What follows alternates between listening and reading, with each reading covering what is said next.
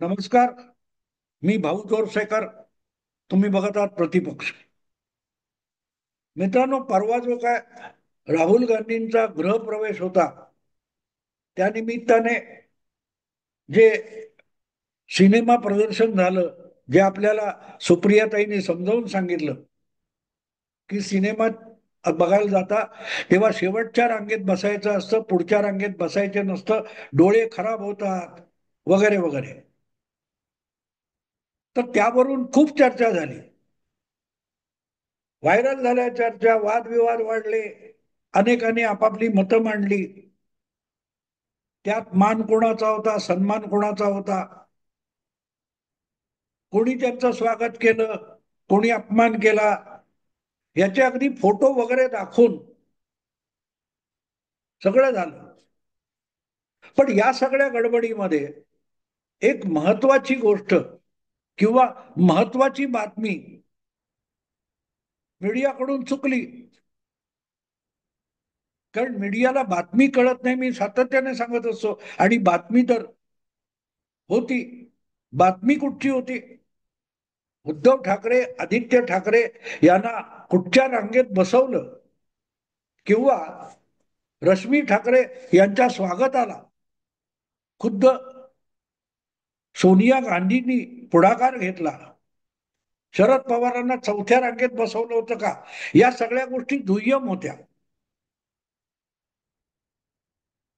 त्यापेक्षाही महत्वाची गोष्ट अशी होती की त्या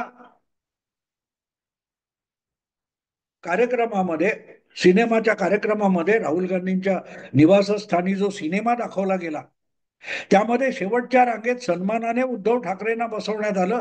तिथे आदित्य ठाकरे, तुमचे मिलिंद नार्वेकर, तुमचे आदित्य ठाकरे, संजय राऊत वगैरे होते. पण आणखी एक व्यक्ती तिथे नव्हती जी तिथे असायला पाहिजे होती. आणि प्रामुख्याने जर त्या कार्यक्रमाला, गृहप्रवेशाच्या कार्यक्रमाला जर रश्मी ठाकरे येणार असतील, तर ती व्यक्ती तिथे असायलाच हवी होती. आणि नुसती असायला हवी होती असं नाही, तर दिसायलाही हवी होती. त्या व्यक्तीचं नाव प्रियंका चतुर्वेदी आहे. राहुल गांधी यांच्या घरी जो काही कार्यक्रम झाला, इंडी अलायन्सचा कार्यक्रम झाला, त्या कार्यक्रमाला प्रियंका चतुर्वेदी, उद्धव ठाकरे दिल्लीत असूनही त्या कार्यक्रमाला उपस्थित नव्हत्या किंवा तिथे असल्याचं दिसत नाही, ही बातमी होती. अनेकदा बातमी दिसते तसं नाही, न दिसते ती सुद्धा बातमी असते. प्रियंका चतुर्वेदी ह्या गायब का होत्या? मला वाटते त्या प्रियंका चतुर्वेदी आहेत की मातोश्रीवर ज्यांच्या हातावर शिवबंधन बांधून त्यांना शिवसेनेत घेणं आणि पुढे राज्यसभेचं सदस्यत्व तात्काळ बहाल करणं, इथपर्यंतची सगळी वाटचाल होती. शिवसेनेच्या शिखराकडे जाण्याची वाटचाल प्रियंका चतुर्वेदी करू शकल्या. त्यामध्ये सगळ्यात महत्वाचं योगदान रश्मी ठाकरे यांचं होतं. आणि रश्मी ठाकरे सुद्धा सहकुटुंब आपल्या पतीबरोबर दिल्लीत आलेल्या होत्या, राहुल गांधींच्या नव्या निवासस्थानी आलेल्या होत्या. मग तिथे प्रियंका चतुर्वेदींनी असायला नको होतं का? पण त्या नव्हत्या. आणि म्हणूनच ती बातमी होती.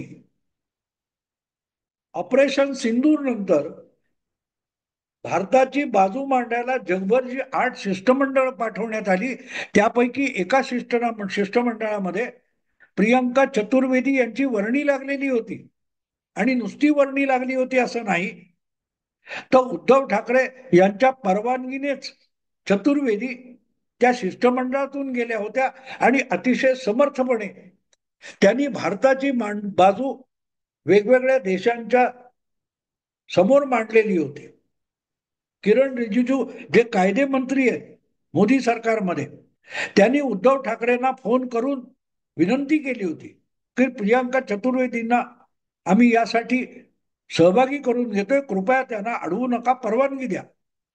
आणि उद्धव ठाकरे यांनी सुद्धा उदात्त भूमिकेतून त्यांना जायला परवानगी दिली होती. ही परवानगी आवश्यक असते का? तर ती कशी आवश्यक असते ते पण सांगायला पाहिजे.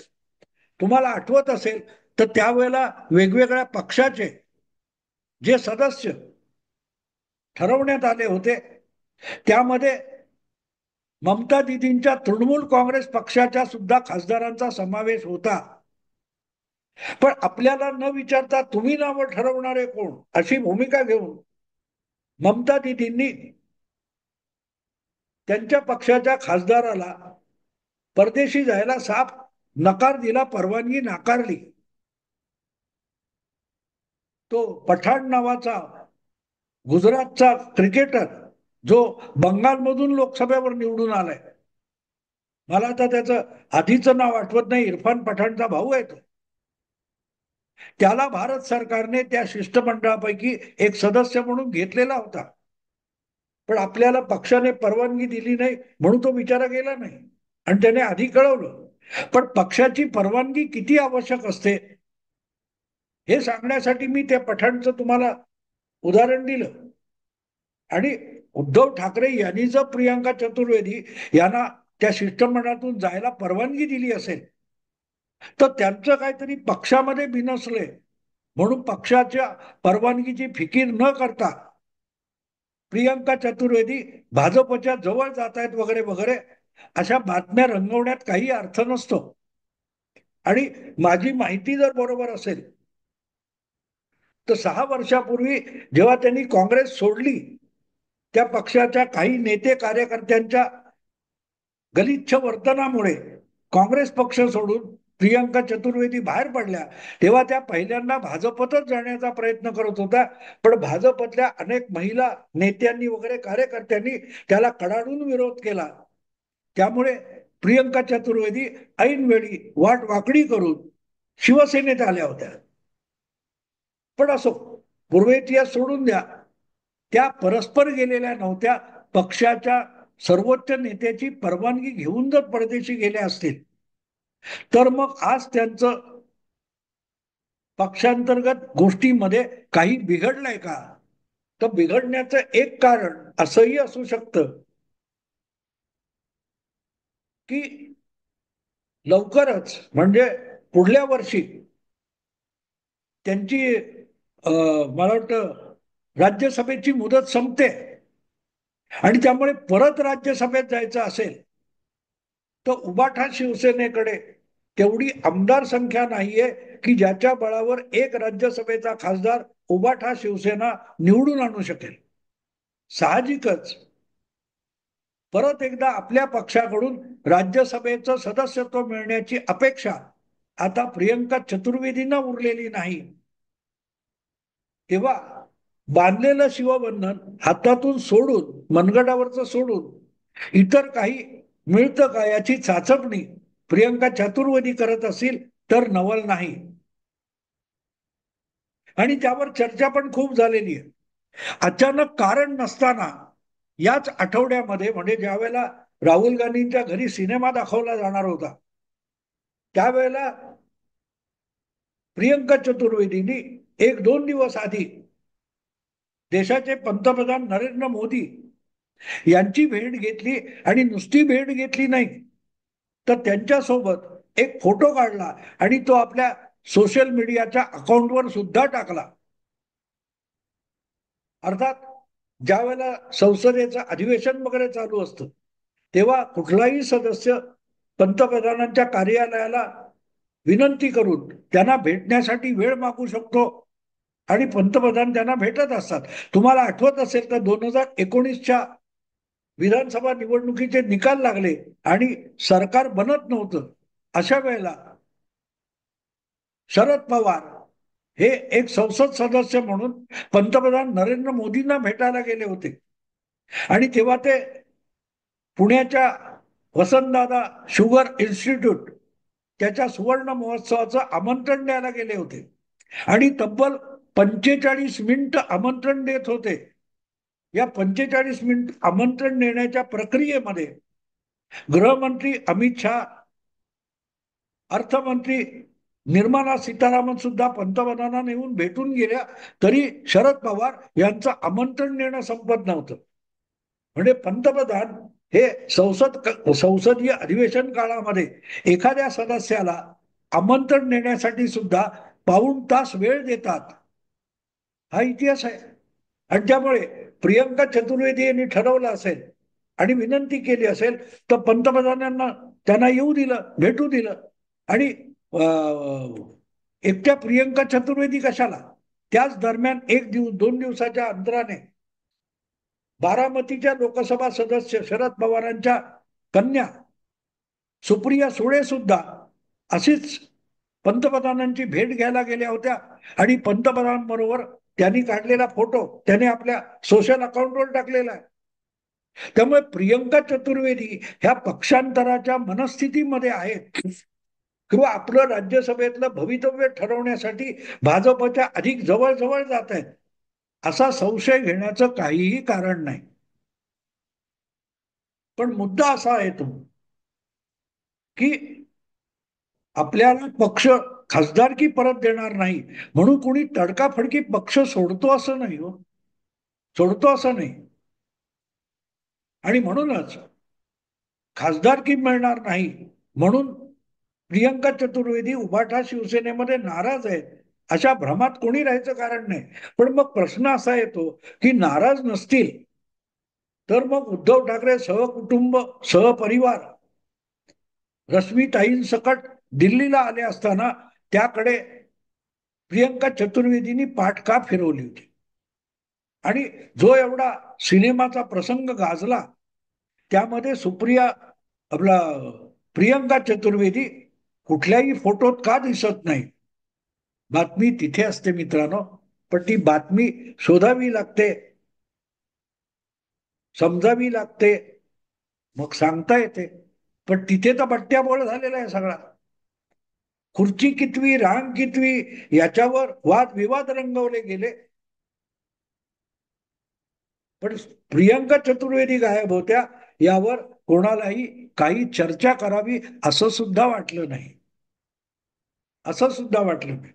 अर्थात एक गोष्ट साफ आहे की हे सगळं ऑपरेशन सिंदूर मागे पडल्यानंतर उद्धव ठाकरे ज्या प्रकारे भारतीय सेनेचं, भारतीय सरकारचं, मोदी सरकारचं रोजच्या रोज निंदा नालस्ती करत असतात त्याच्या तुलनेमध्ये प्रियंका चतुर्वेदी जर ऑपरेशन सिंदूरचं कोडकौतुक करणार असतील तर ते पक्षप्रमुखांना आवडणारी गोष्ट नाही, हे त्रिकालाबाधित सत्य आहे.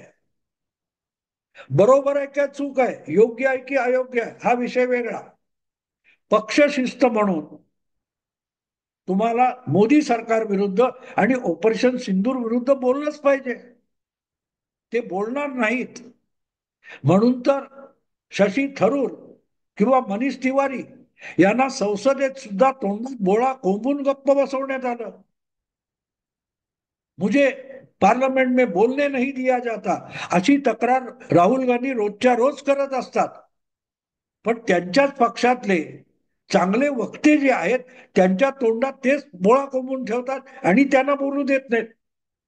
म्हणजे लोकसभेत स्वपक्षाच्या उत्तम खासदारांना राहुल गांधींनी बोलू दिलं नाही तर संविधानाचा गळचेपी वगैरे होत नाही.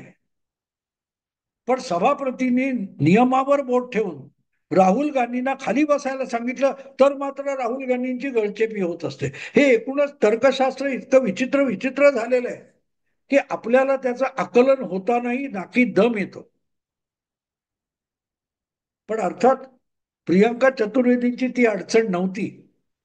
कदाचित त्यांना भविष्याची चिंता आहे आणि त्यामुळे उभाठा शिवसेनेला जर भविष्य नसेल तर मग त्या पक्षाच्या हायकमांड आणि सर्वोच्च नेत्याच्या मनात आपल्याबद्दल बारं वाईट जे असेल ते असेल. पण उरलेल्या राजकीय क्षेत्रामध्ये, राजकीय परिघामध्ये आपल्याविषयी लोकांचं वाईट मत असू नये, अधिकाधिक लोकांबरोबर चांगलं वागावं आणि त्यातून एक गुडविल तयार केलं, सदिच्छा तयार केला तर उभाठा शिवसेनेबाहेर आपल्याला भविष्य शोधता येईल असा कदाचित विचार प्रियंका चतुर्वेदी यांच्या मनात असेल आणि त्यामुळे मग त्यांनी राहुल गांधींच्या घरी जो सिनेमा दाखवला गेला त्याकडे पाठ फिरवली असेल अशी एक शक्यता आहे. अशी एक शक्यता आहे आणि त्याच्यावर चर्चा व्हायला पाहिजे. चर्चा व्हायला पाहिजे, निदान बातम्या तरी यायला पाहिजे. पण बातमीच द्यायची नाही आणि बातमी दिली नाही की चर्चा नाही. चर्चा नाही म्हटल्यावर विषयच नसतो. आम्हाला पाहिजे तीच घाण आम्ही चिवडत बसणार. आम्हाला पाहिजे तेच उकिरडे आम्ही सतत उकरत बसणार. एकूण पत्रकारिता ही उकिरड्यावर कागद पुठ्ठा प्लॅस्टिक गोळा करणाऱ्यांची रॅक पिकर्सची झालेली आहे, एवढाच निष्कर्ष त्यातून काढत आहे. पण हा मुद्दा होता की प्रियंका चतुर्वेदी राहुल गांधींच्या घरी सिनेमा बघायला का आल्या नाहीत, याकडे लक्ष वेधणं आवश्यक होतं. म्हणून हा व्हिडिओ केला. आवडला तर लाईक करा, शेअर करा आणि प्रतिपक्षाला सबस्क्राईब करा. नमस्कार.